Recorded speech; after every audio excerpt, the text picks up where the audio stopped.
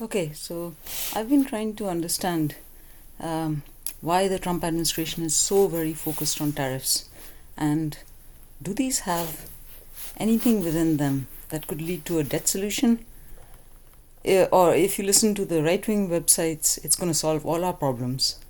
And if you listen to the left wing websites, it's a formula for disaster. So I really wanted to understand this, so I put together some slides to try to get it clear in my own head.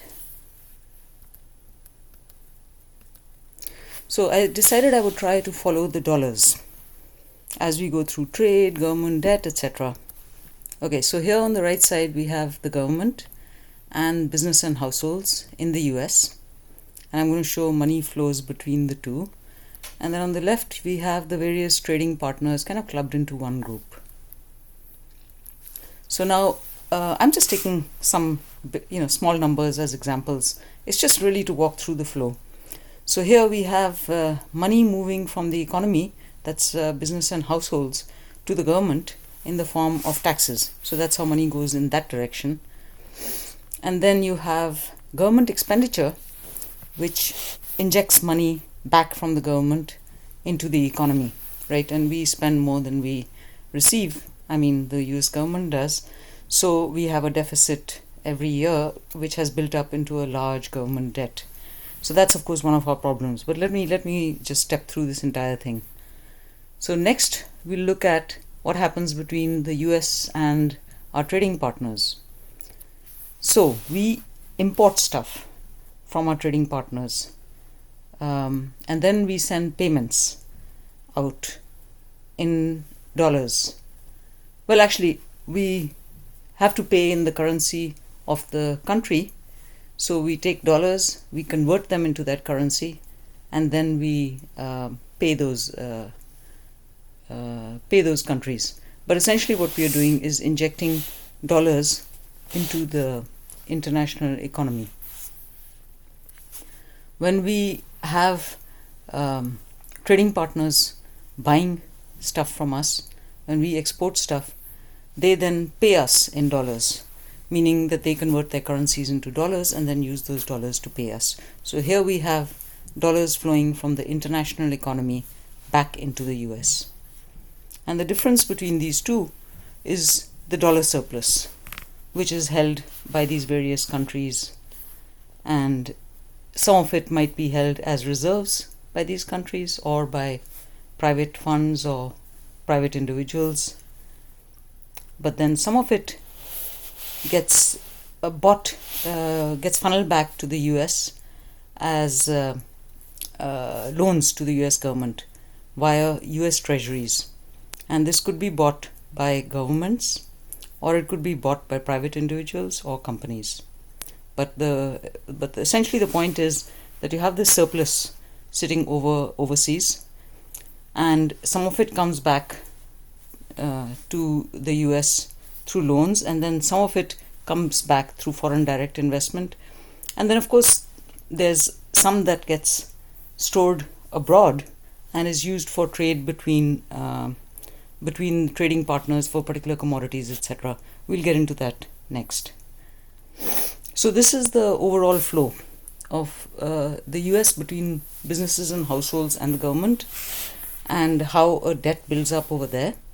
And then the flows between the US importers and exporters and our trading partners, importers and exporters, and how the surplus then gets funneled back into the US, because that money sitting over in our trading partners is useless other than them keeping it as a reserve or using it for trade or investing it back in the US.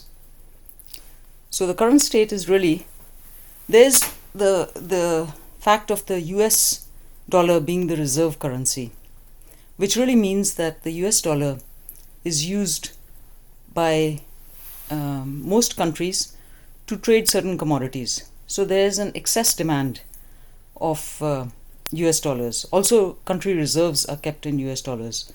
So the demand for US dollar is stronger than what you would normally have just for trade with the US. And because of this high demand, this causes the value of the US dollar to rise. Why? Because the demand is more than the supply.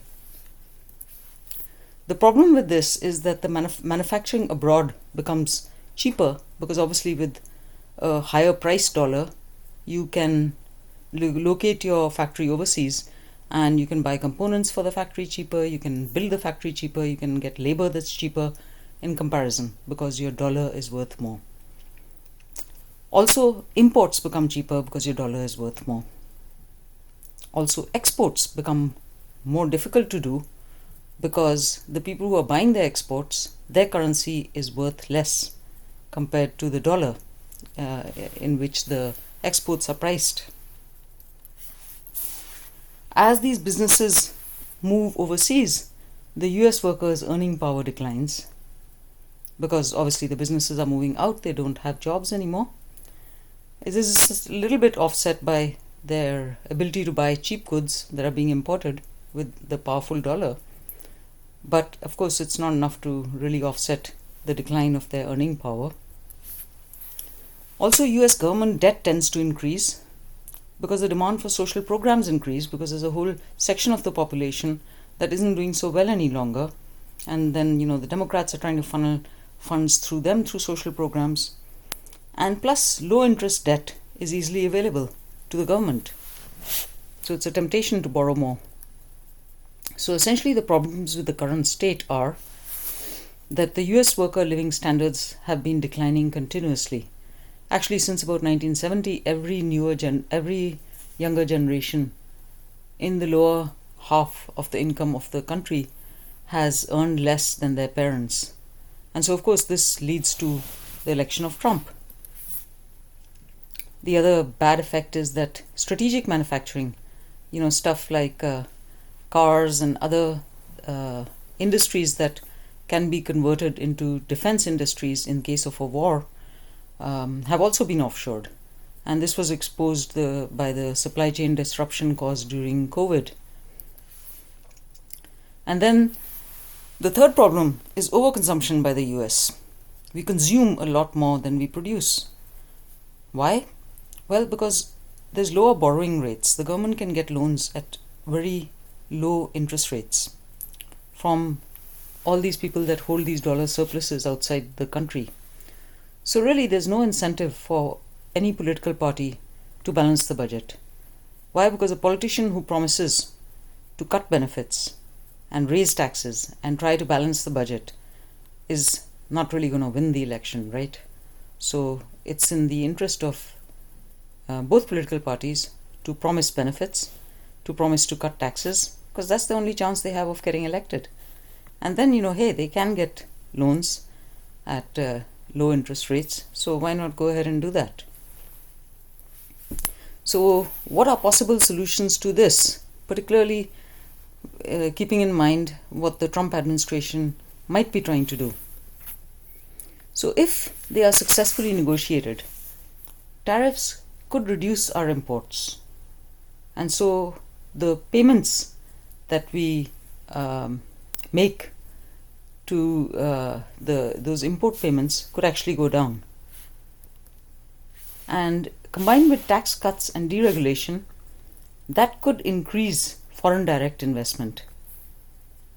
So this, if we actually were able to attract foreign direct investment, more foreign direct investment than we get currently, that might help to address problems A and B. US worker living standards could perhaps improve a little bit, and strategic manufacturing that has been offshored could perhaps be brought back if the tariffs were applied correctly, to encourage those industries to come back. And then the third problem of capital flows into the US. Basically, the money that is coming back through the lower channel, this channel loaned to US government by US treasuries, more of it could be directed through this upper channel with the right kind of incentives. And so that would result in lesser money available for buying of US treasuries, lesser surplus available for buying of US treasuries, which might, other things being equal, raise the cost of borrowing a little bit for our government. and which might reduce a little bit the incentive to run these huge budget deficits. So here is a picture of the tariffs, which essentially reduces the payments for imports, and the dollar surplus, instead of $3,000, goes down to about, say, $2,000, and then the buying of US treasuries, instead of $1,500, let's say, goes down to $250, and then the foreign direct investment, say, from $1,500 goes up to $1,750. So perhaps this would actually help in solving our debt problem. I'm not really an economist. I was just trying to get my head around what I keep hearing about tariffs and capital flows, and so let me know in the comments, especially those of you who actually do understand this stuff, about what I'm getting wrong, any feedback. So I'd very much appreciate your comments. Thank you.